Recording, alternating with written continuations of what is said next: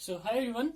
आज हम लोग डिस्कस करेंगे वैलेंस बॉन्ड थ्योरी और वीबीटी। ठीक है, तो वो वैलेंस बॉन्ड थ्योरी किसने दिया था? हिटलर एंड लंदन ने प्रपोज किया था वैलेंस बॉन्ड थ्योरी को। ठीक है, हिटलर एंड लंदन है।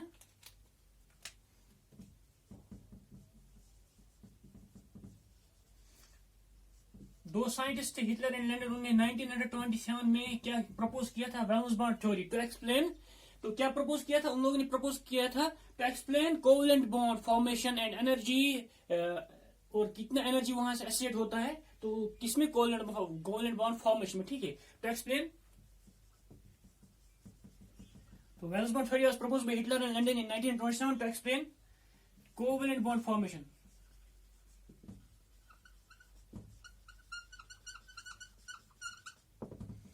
ठीक है, to explain covalent formation and energy changes.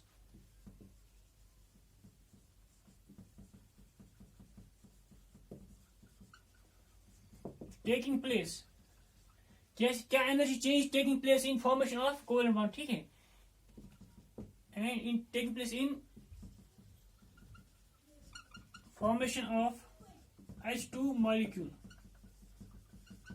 ठीक है, कैसे हमारा कोवेलेंट बॉन्ड फॉर्म होता है और कैसे क्या क्या एनर्जी चेंज टेक्स प्लेस करते हैं, क्या क्या एनर्जी इन्वॉल्व होते हैं वहां पे। ठीक है, कैसे एनर्जी इन्वॉल्व होता है किसमें?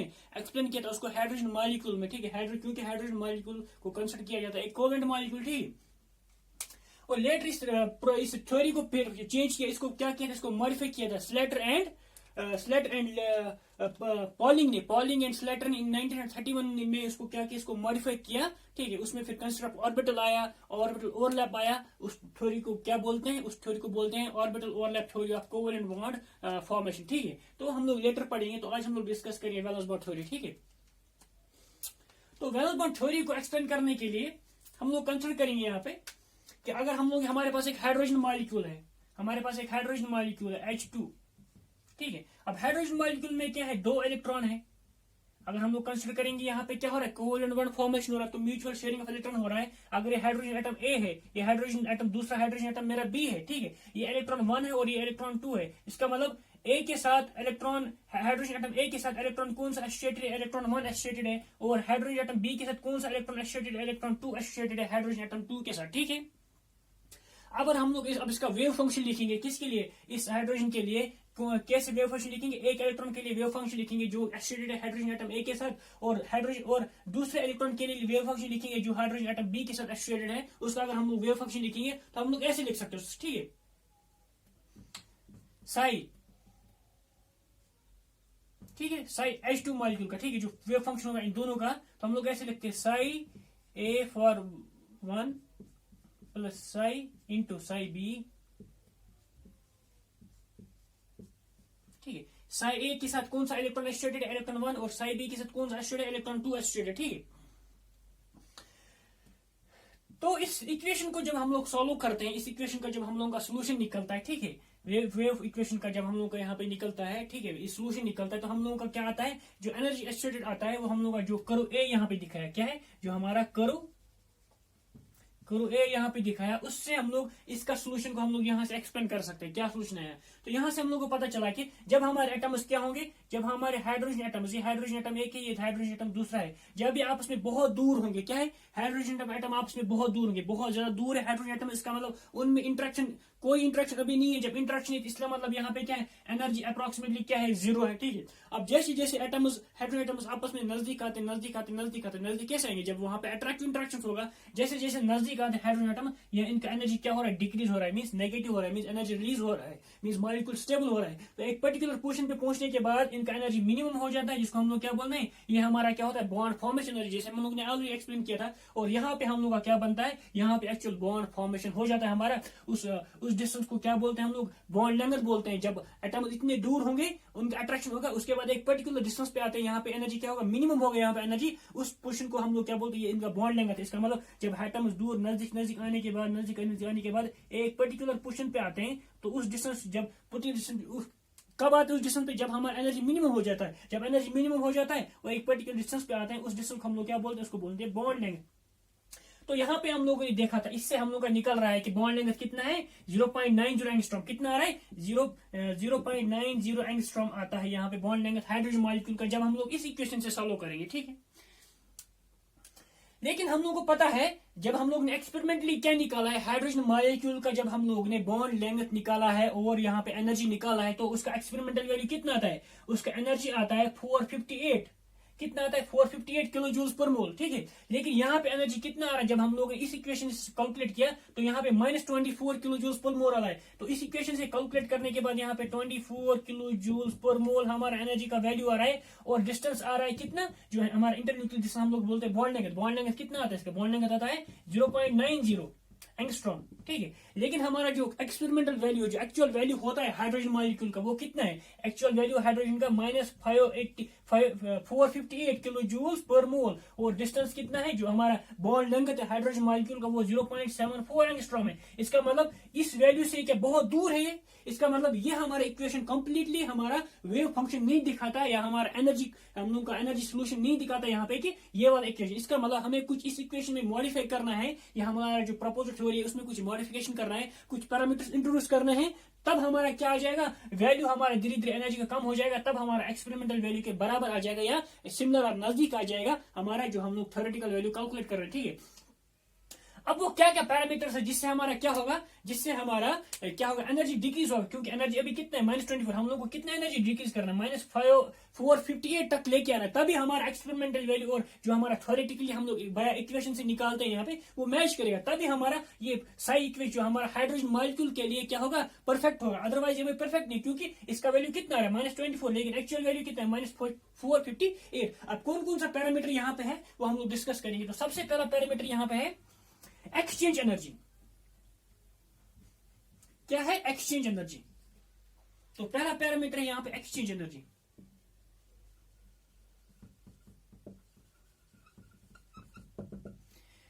एक्सचेंज एनर्जी अगर हम लोग यहां पे देखेंगे यहां पे हम लोग ये क्या देखा, यहां पे हम लोग ये देखा एटम जो आपस में है, सिंस एटम ये इलेक्ट्रॉन इसके साथ एसोसिएटेड है, और बी इलेक्ट्रॉन, ये इलेक्ट्रॉन नंबर 2 किसके साथ एसोसिएटेड है, वो एसोसिएटेड है Hb के साथ, और इलेक्ट्रॉन 1 किसके साथ एसोसिएटेड है, Ha के साथ। लेकिन हम लोगों को पता है जब हमारा कोवेलेंट बॉन्ड बनता है, जब हमारा हाइड्रोजन एटम के बाद बीच में क्या होगा, कोवेलेंट बॉन्ड होगा, जो हमारा इलेक्ट्रॉन पेयर होगा वो इक्वी डिस्टेंट होगा इस हाइड्रोजन से भी और इस हाइड्रोजन से भी। जितना ये इलेक्ट्रॉन पेयर इस हाइड्रोजन से दूर है, उतना इलेक्ट्रॉन पेयर इस हाइड्रोजन से भी दूर है। इसका मतलब अगर हमारा इलेक्ट्रॉन नंबर 1 है और इलेक्ट्रॉन नंबर 2 है, और ये हाइड्रोजन नंबर एटम ए है, ये हाइड्रोजन एटम नंबर बी है, इसका मतलब इस हाइड्रोजन नंबर एटम जो इलेक्ट्रॉन नंबर 1 है, इसका प्रोबेबिलिटी कभी Ha के साथ हो सकता है और कभी Hb के साथ हो सकता है, क्योंकि यहाँ पे इसके पास फ्रीडम है। इससे पहले क्या था, एसोसिएट था Ha के साथ इलेक्ट्रॉन H1 और Hb के साथ एसोसिएट था इलेक्ट्रॉन 2, ठीक। लेकिन जब हमारा कोवेलेंट बॉन्ड बना, ठीक है, कोवेलेंट बना तो इलेक्ट्रॉन आपस में नजदीक आ गए, जब नजदीक आ गए एक पर्टिकुलर ऑर्बिटल में आ गए ऑब्वियसली। इसका मतलब अब ये क्या है, ये फ्री है, they have got a freedom. इसका मतलब ये इलेक्ट्रॉन 2 है, ये कभी A के पास भी हो सकता है, कभी B के पास भी हो सकता है। ये इसी तरह इलेक्ट्रॉन नंबर 1 जो होगा वो कभी Ha के साथ मींस एटम नंबर A के साथ हो सकता है, कभी atom number hydrogen atom number B के साथ भी हो सकता है। इसका मतलब इनके पास पूरा फ्रीडम है। इसका मतलब यहाँ पे एक्सचेंज हो सकता है, कभी इलेक्ट्रॉन यहाँ पे, कभी इलेक्ट्रॉन, इसको हम लोग क्या बोलते हैं, एक्सचेंज। जो एनर्जी यहाँ पे इसके कंपेरिजन में यहाँ पे एनर्जी रिलीज होगा उसको हम लोग बोलेंगे एक्सचेंज एनर्जी।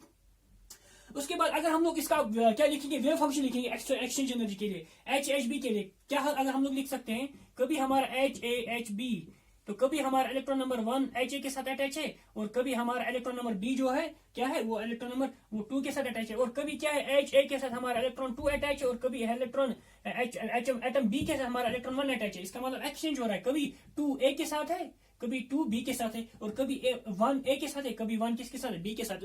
अगर हम लोग इसका वेव फंक्शन लिखेंगे यहाँ पे, तो वेव फंक्शन अगर हम लोग लिखेंगे साई इन दोनों के लिए, तो हम लोग लिख सकते हैं यहाँ पे Sai A1 into Sai B। Sai A के साथ क्या है 1 है, और साई B के साथ क्या है यहाँ पे 2 है, और इसके लिए क्या है लिखेंगे, साई A के साथ क्या है 2 है, साई के साथ 2 है, और इंटू साई B के साथ हमारा क्या है 1 है, मींस एक्सचेंज हो सकता है। तो अगर हम लोग यहाँ पे एक्सचेंज लिखेंगे तो according to linear combination of, according to law of linear combination of atomic orbitals, linear combination अगर हम लोग लॉ यहाँ पे अप्लाई करेंगे तो हम लोग का एक्चुअल क्या होता है, अगर हम लोग इनका क्या करेंगे, इनका कंबाइन करेंगे, मींस इन दोनों वेव फंक्शन को जब हम लोग कंबाइन करेंगे तब हमारा एक्चुअल वेव फंक्शन निकलेगा। तो हम लोग का यहाँ पे कंबाइन 2 तरीके से कर सकते हैं, एक तो हम लोग बोलते हैं एसोसिएटिव कॉम्बिनेशन, और दूसरा बोलते हैं डिस्ट्रक्टिव कॉम्बिनेशन, या हम लोग बोलते हैं कंस्ट्रक्टिव इंटरफेरेंस, हम लोग ने सुना होगा, और डिस्ट्रक्टिव इंटरफेरेंस, या कभी इन दोनों का एडिशन होगा तब हम लोग बोलते हैं कंस्ट्रक्टिव इंटरफेरेंस, और अगर इन दोनों का सबट्रैक्शन होगा तब हम लोग उसको क्या बोलेंगे, डिस्ट्रक्टिव इंटरफेरेंस, ठीक है।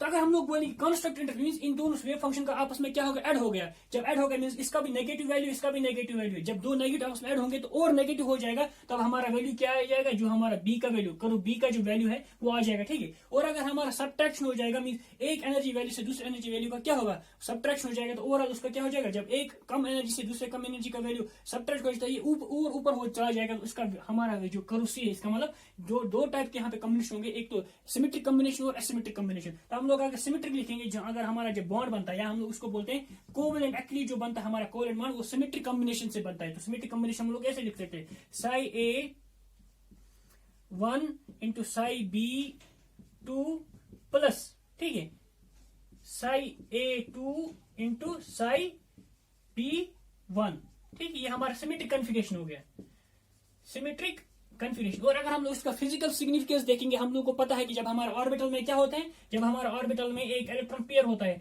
अगर वो हमारा एंटी पैरेलल स्पिन होता है, इसका मतलब एंटी पैरेलल स्पिन, इसका मतलब इनका एनर्जी क्या होता है, मिनिमम हो जाता है। तो हम लोग यहाँ से पता चल इसका एनर्जी, जब हमारा लीनियर कॉम्बिनेशन तो एडिशन हो जाएगा, एसिमेट्रिक सिमेट्रिक हमारा वेव फंक्शन बन जाएगा, तब हमारा हम लोग क्या बोल सकते हैं, इसको कंसिडर कर सकते हैं कि हमारे पास एक ऑर्बिटल, उसमें इलेक्ट्रॉन क्या है, एंटी पैरेलल स्पिन है। जब एंटी पैरेलल स्पिन है तो उनका एनर्जी मिनिमम हो जाता है, ठीक है। और अब दूसरा क्या हो सकता है, ये तो सिमेट्रिक होगा। अब एसिमेट्रिक कैसे हो सकता है, इसका मतलब जो हमारा साई स्टार होगा, एसिमेट्रिक मींस वहां पे एनर्जी बहुत ज्यादा होगा। जब एनर्जी बहुत ज्यादा होगा तो वहां पे बॉन्ड फॉर्मेशन नहीं होगा, वहां पे पॉसिबिलिटी नहीं है कि इसमें बॉन्ड फॉर्मेशन हो जाए, इसलिए इनका एनर्जी क्या है, ज्यादा है।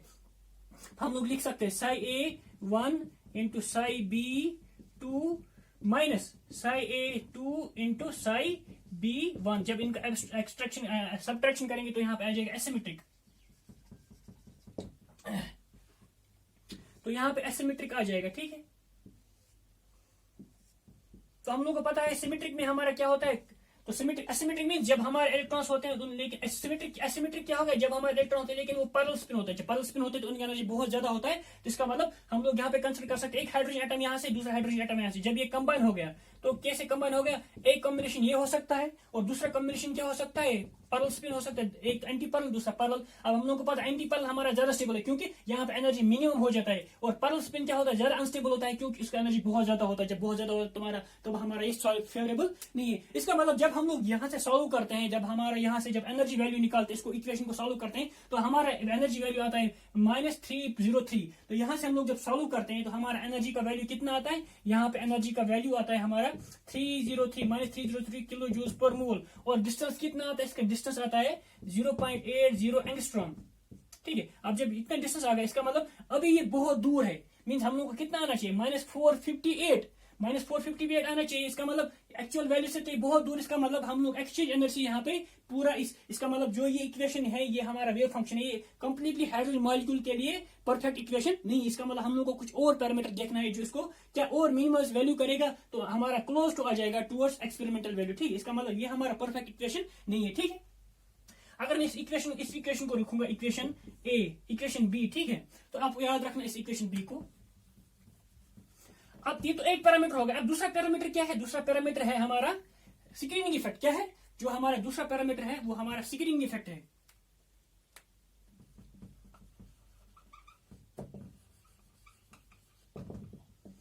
स्क्रीनिंग इफेक्ट आप लोगों ने सुना होगा कि अगर हमारे पास एक हाइड्रोजन मॉलिक्यूल है, हाइड्रोजन मॉलिक्यूल यहाँ पे है, अब एक इलेक्ट्रॉन यहाँ पे, दूसरा इलेक्ट्रॉन यहाँ पे, ये हाइड्रोजन है, ये हाइड्रोजन का न्यूक्लियस है यहाँ पे, ये हाइड्रोजन, इस हाइड्रोजन का न्यूक्लियस है। अब इस हाइड्रोजन न्यूक्लियस क्या करेगा, इस हाइड्रोजन 1 और हाइड्रोजन इलेक्ट्रॉन 2 है, इलेक्ट्रॉन 1 इलेक्ट्रॉन 2, अब ये न्यूक्लियस इलेक्ट्रॉन 1 को भी अट्रैक्ट करेगा और इलेक्ट्रॉन 2 को भी अट्रैक्ट करेगा, क्योंकि इक्वल डिस्टेंस है। इस तरह ये हाइड्रोजन, जो हमारा हाइड्रोजन बी है, ये हाइड्रोजन है, जो हाइड्रोजन बी का न्यूक्लियस किसको, इलेक्ट्रॉन 1 को भी अट्रैक्ट करेगा और इलेक्ट्रॉन 2 को भी अट्रैक्ट करेगा, ठीक है, अट्रैक्ट करेगा। अब जब ये अट्रैक्ट करेगा, लेकिन अब ये हाइड्रोजन ए के साथ एसोसिएटेड है इलेक्ट्रॉन 1, लेकिन जब इसको अट्रैक्ट करेगा, लेकिन अब जो इलेक्ट्रॉन नंबर 2 है, ये इलेक्ट्रॉन इसको अट्रैक्ट नहीं करने देगा इलेक्ट्रॉन 2 को। मींस हाइड्रोजन ए का जो इलेक्ट्रॉन 1 है वो इसको इलेक्ट्रॉन 2 को हाइड्रोजन ए को अट्रैक्ट करने नहीं देगा। इसका मतलब इनमें आपस क्या होगा, रिपल्शन हो जाएगा, सिकरिंग होगा। मींस ये दूसरे का इसका न्यूक्लियस के फोर्स से इसको बचाएगा, इसको बोलेगा कि अट्रैक्ट ना हो, ताकि यहाँ पे सिकरिंग हो जाए। इसका मतलब जो एक्चुअल इसका न्यूक्लियर चार्ज होगा, न्यूक्लियर फोर्स से इस इलेक्ट्रॉन को जो अट्रैक्ट करेगा वो उसमें एक्चुअल फोर्स नहीं होगा। तो इसलिए हम लोग का एक कंसेप्ट है जिसको हम लोग बोलते हैं effective nuclear charge. Effect nuclear charge क्या होता है कि एक्चुअल जो न्यूक्लियस का न्यूक्लियर पुल होता है वो आउटरमोस्ट इलेक्ट्रॉन पे उतना स्ट्रांगली नहीं होता है, लेकिन क्या होता है बाकी सारे फैक्टर्स को मिला के एक पर्टिकुलर वैल्यू आता है, उसको हम लोग बोलते हैं इफेक्टिव न्यूक्लियर चार्ज। इसका मतलब यहाँ पे एक्चुअल यहाँ पे फोर्स नहीं पड़ता न्यूक्लियस का न्यूक्लियर पुल, तो क्या होता है एक इफेक्टिव न्यूक्लियर चार्ज होता है कि इसका इंटर इलेक्ट्रॉनिक रिपल्शन को कैंसिल करने के बाद जो न्यूक्लियर पुल यहाँ पे बचता है उसको हम लोग क्या बोलते हैं इफेक्टिव न्यूक्लियर चार्ज। अगर हम लोग अब इस फैक्टर को यहाँ पे इंट्रोड्यूस करेंगे इफेक्टिव न्यूक्लियर चार्ज, तो हमारा वैल्यू क्या आता है यहाँ पे एनर्जी का, तो हमारा एनर्जी का वैल्यू आता है -365 किलो जूल्स पर मोल, ये वाला -365 किलो जूल पर मोल, ठीक है। और एनर्जी का और डिस्टेंस जो इंटरन्यूक्लियर डिस्टेंस वो कितना आता है, वो आता है 0.76 एंगस्ट्रॉम। तो ये अगर -365 और 0.76, इसका मतलब ये भी अभी भी बहुत दूर है किससे, -458 से। इसका मतलब ये भी स्क्रीनिंग इफेक्ट भी हम लोग को कंप्लीटली एक कंप्लीट इक्वेशन नहीं देगा, किसके लिए, जो हमारा हाइड्रोजन मॉलिक्यूल के लिए होगा, ठीक है, वेव फंक्शन। इसका मतलब और कुछ इंपॉर्टेंट फैक्टर होगा जो हमारा जिसका वैल्यू करीब आ जाएगा 458 के, वो फैक्टर क्या है अभी, वो हम लोग का है ionic bond between hydrogen formation, ठीक है, आयनिक बॉन्ड, आयनिक कैरेक्टर, ठीक है। जो हमारा तीसरा फैक्टर होगा वो होगा आयनिक कैरेक्टर।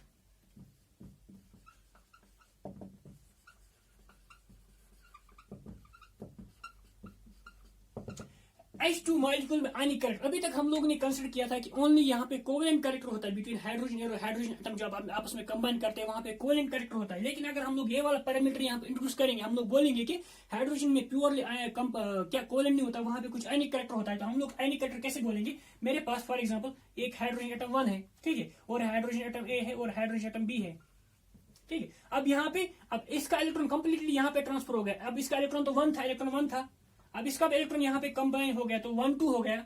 तो इसी तरह क्या हो सकता है, कभी ये इलेक्ट्रॉन ए के पास हो सकता है, एच बी का इलेक्ट्रॉन ए के पास हो सकता है, और कभी एच ए का इलेक्ट्रॉन बी के पास हो सकता है। तो आप लोग ऐसे लिख सकते हैं एच बी, तो कभी दोनों इलेक्ट्रॉन ए के पास और कभी दोनों इलेक्ट्रॉन बी के पास, ठीक है।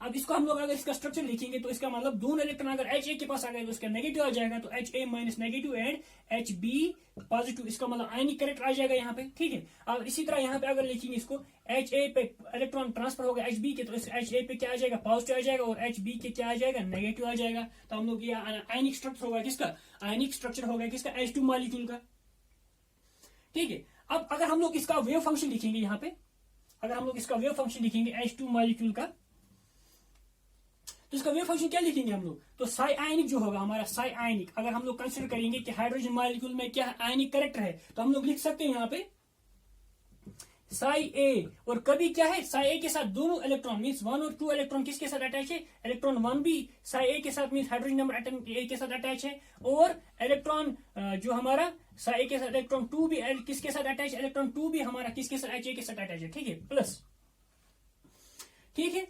और psi B wave function for hydrogen atom 2, तो हाइड्रोजन एटम 2 के साथ क्या है, जो इलेक्ट्रॉन नंबर 1 है वो भी साई बी के साथ अटैच है, और हाइड्रोजन नंबर जो इलेक्ट्रॉन नंबर 2 है वो भी साई बी के साथ अटैच है, और साई बी के साथ hydrogen number sorry electron number 2 भी अटैच है। इसका मतलब तो ये हमारा क्या हो गया, जब हम लोग वेव फंक्शन लिखेंगे किसमें, जब हमारा हम लोग कंसिडर करेंगे हाइड्रोजन मॉलिक्यूल एक आयनिक मॉलिक्यूल है, ठीक है।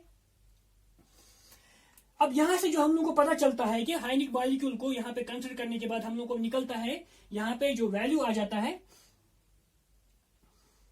ठीक है। अब इन यहाँ पे क्या करेंगे कंसिडर हम लोग, अब आयनिक वैल्यू का कंसिडर करने के बाद हम लोग को जब हम लोग कंबाइन करेंगे इनका आयनिक और कोवेलेंट कैरेक्टर, ठीक है। अब आयनिक वैल्यू से भी हम लोग का एनर्जी क्या आता है, बहुत ज्यादा आ जाता है। यहाँ पे भी हम लोग परफेक्टली इसको बोल नहीं सकते कि यहाँ पे ये परफेक्टली इसको डिटरमाइन करेगा किसको, इसको wave function for hydrogen molecule के लिए ये वाला इक्वेशन परफेक्ट है, ठीक है, एग्जैक्ट है। तो लेकिन अब हम लोग देखेंगे कि एक्चुअल क्या है, एक्चुअल होता है इसका कॉम्बिनेशन, क्योंकि यहाँ पे हम लोग क्या देखेंगे, यहाँ पे अगर आयनिक कैरेक्टर आ गया बिटवीन हाइड्रोजन ए और हाइड्रोजन बी, और हाइड्रोजन ए और हाइड्रोजन की बी के क्या आ गया, आयनिक कैरेक्टर आ गया, तो आयनिक कैरेक्टर की वजह से क्या होगा, पॉजिटिव नेगेटिव इंटरेक्शन होगा, पॉजिटिव नेगेटिव इंटरेक्शन वजह से क्या हो जाएगा, आपस में नजदीक आ जाएंगे, तो वहां से बहुत ज्यादा एनर्जी रिलीज हो जाएगा। तो इसकी वजह से यहाँ पे क्या आ जाएगा, इसकी वजह से हमारा वैल्यू क्या आ जाएगा, -388 बिकॉज ऑफ आयनिक इंटरेक्शन, ठीक है। तो इसका मतलब वो आयनिक कैरेक्टर ही जब हम लोग कंसिडर करेंगे हाइड्रोजन मॉलिक्यूल में, तब हम लोग एक्सप्लेन कर सकते हैं इसका वैल्यू क्या आता है, बहुत नजदीक आता है टू एक्सपेरिमेंटल वैल्यू, ठीक है। अब एक्चुअली क्या होता है कि परफेक्टली हम लोग ये वाला आयनिक इक्वेशन भी नहीं लिख सकते, इसका मतलब इन दोनों का कॉम्बिनेशन होगा, मीन्स कोवेलेंट का, ये हमारा कोवेलेंट है, और कोवेलेंट आयनिक का जो अगर हम लोग को परफेक्ट इक्वेशन लिखना है हाइड्रोजन मॉलिक्यूल के लिए, वो हो गया कॉम्बिनेशन ऑफ आयनिक एंड किसका, कोवेलेंट कैरेक्टर, क्योंकि हम लोग कंसिडर करेंगे तभी हम लोग का एग्जैक्ट वैल्यू आ जाएगा जब हम लोग कंसिडर करेंगे कि जो हमारा हाइड्रोजन मॉलिक्यूल उसमें क्या है, उसमें आयनिक कैरेक्टर भी है और क्या है, कोवेलेंट कैरेक्टर भी है। तो हम लोग लिख सकते हैं साई H2, जो परफेक्ट इक्वेशन होगा साई वेव फंक्शन किसके लिए है, H2 मॉलिक्यूल के लिए, वो होगा साई कोवेलेंट प्लस साई आयनिक। साई कोवेलेंट कैरेक्टर कितना आता है, उस इक्वेशन को हम लोग ऐड करेंगे किसके साथ, आयनिक इक्वेशन जो साई जो वेव फंक्शन किसके लिए है, आयनिक मॉलिक्यूल। अगर हम लोग हाइड्रोजन को आयन मॉलिक्यूल कंसिडर कर सकते हैं, ठीक है। तो अगर हम लोग साई कोवेलेंट लिखेंगे यहाँ पे, तो साई कोवेलेंट यहाँ पे है Sai A1 into Sai B2, ठीक है, प्लस साई A2 इंटू यहां से हम लोग लिख रहे हैं, ठीक है, साई B1। ये तो हो गया कोवेलेंट। अब इसको एडिशन करेंगे इसका आयनिक वाला। आयनिक वाला क्या है, आयनिक वाला ये है साई A1 मीन इसमें अब कॉम्बिनेशन हो गया, आयनिक कैरेक्टर भी कंबाइन हो गया। अब आयनिक कंबाइन किसके साथ कंबाइन हो गया, कोवेलेंट के साथ, Sai 2 plus psi B1 into Sai B2। इसका मतलब हम लोगों का ये वाला इक्वेशन जो होगा वो परफेक्ट इक्वेशन होगा टू एक्सप्लेन जो हमारा हाइड्रोजन मॉलिक्यूल का कोवेलेंट बॉन्ड फॉर्मेशन या बॉन्ड फॉर्मेशन एनर्जी एसोसिएटेड जो इसके साथ है वो एक्सप्लेन करने के लिए हमारा इक्वेशन। तो यहाँ पे हमारा एक वैल्यू है लैम्डा आयनिक कैरेक्टर के साथ, उसको हम लोग क्या बोलते हैं, उस लैम्डा को हम लोग बोलते हैं मिक्सिंग कोएफिशिएंट। ये लैम्डा जो है वो है मिक्सिंग कोएफिशिएंट। मींस मिक्सिंग क्या होगा कि इसका आयनिक कैरेक्टर और कोवेलेंट कैरेक्टर का मिक्सिंग हो गया, तभी हम लोग एक इक्वेशन आ गया जो हम लोग बोल सकते हैं टू सम एक्सटेंट ये परफेक्ट इक्वेशन है वेव फंक्शन किसके लिए, हाइड्रोजन मॉलिक्यूल के लिखने के लिए, ठीक है। लेकिन अब यहां तक तो क्लियर है। अब इसका मतलब इस इक्वेशन से हम लोग को पता चलता है कि हमारा वैल्यू 388 आ रहा है और एनर्जी कितना आता है और डिस्टेंस कितना आता है -7.5 एंगस्ट्रॉम, ठीक है। तो ये हम लोग बोल सकते हैं equation to some extent towards perfect हम लोग बोल सकते हैं कि इससे हम लोग का वैल्यू आ जाएगा एनर्जी टू -458, ठीक है। लेकिन अगर हम लोग बोलेंगे एक्चुअली में क्या होता है कि ना हम लोग आयन, इसका मतलब यहाँ पे क्या है, जो हमारा H2 मॉलिक्यूल है वो कॉम्बिनेशन ऑफ कोवेलेंट है आयनिक। इसका मतलब हमारा जो हाइड्रोजन मॉलिक्यूल है वो ना कोवेलेंट है, उसमें कॉम्बिनेशन किसका, कोवेलेंट कैरेक्टर का है। कोवेलेंट अगर मैं लिखूंगा H1 इंटू HB2, ठीक है, या हम लोग ऐसे लिख सकते हैं HB1 into HA2 into HB1, ऐसे। ये तो कोवेलेंट कैरेक्टर हो गया। और आयनिक कैरेक्टर अगर हम लोग लिख सकते हैं HA के पास 1 2 इलेक्ट्रॉन और HB के पास कोई इलेक्ट्रॉन नहीं, इसी तरह HA के पास कोई इलेक्ट्रॉन नहीं और HB के पास 1 and 2 इलेक्ट्रॉन। ये तो हमारा ये हो गया कोवेलेंट कैरेक्टर, ये हो गया आयनिक कैरेक्टर। तो इन दोनों का इसका मतलब हम लोग कंप्लीटली आयनिक कैरेक्टर हम लोग का ये स्ट्रक्चर नहीं देगा हाइड्रोजन मॉलिक्यूल, ना हम लोग का कोवेलेंट जो हम लोग का मॉलिक्यूल लिख सकते हैं, ना ये परफेक्टली स्ट्रक्चर देगा किसका, हाइड्रोजन मॉलिक्यूल का। इसका मतलब इन दोनों का कॉम्बिनेशन जब हम लोग करेंगे, जो हम लोग का वेव इक्वेशन भी है, तब हम लोग का निकलेगा कि हाइड्रोजन मॉलिक्यूल एग्जैक्ट स्ट्रक्चर हम लोग ऐसे लिख सकते हैं फिर, ठीक है। मींस आयनिक कैरेक्टर और कोवेलेंट कैरेक्टर उसमें मिक्स है, ना वो कंप्लीटली आयनिक है ना वो कंप्लीटली कोवेलेंट है, उसमें some character of ionic character है और some percentage of covalent character भी है। तो ये हो गया हमारा क्या, वैलेंस बॉन्ड थ्योरी, कैसे हम लोग ने एक्सप्लेन किया hydrogen with respect to hydrogen molecule, कैसे उनका एनर्जी धीरे धीरे कम हो रहा है जब हमारा हम लोग कंसिडर करते हैं डिफरेंट फैक्टर्स। जब हम लोग एक्सचेंज एनर्जी फैक्टर करते हैं कंसिडर, तब हमारा करो ये आता है, ठीक है। जब हम लोग स्क्रीनिंग इफेक्ट करते हैं तब हमारा ये वाला करो डी आता है। जब हम लोग अब आयनिक कैरेक्टर कंसिडर करते हैं कि हाइड्रोजन मॉलिक्यूल में आयनिक कैरेक्टर में, तब हमारा करो ई आता है। तो ये हम लोग बोल सकते हैं कि करो ई हमारा क्लोज टू एक्सपेरिमेंटल वैल्यू है, तब हम लोग ये इक्वेशन लिखते हैं। तो ये हम लोग इक्वेशन बोल सकते हैं परफेक्ट इक्वेशन है to explain the energy associated with hydrogen molecule formation covalent bond, ठीक है। Thank you.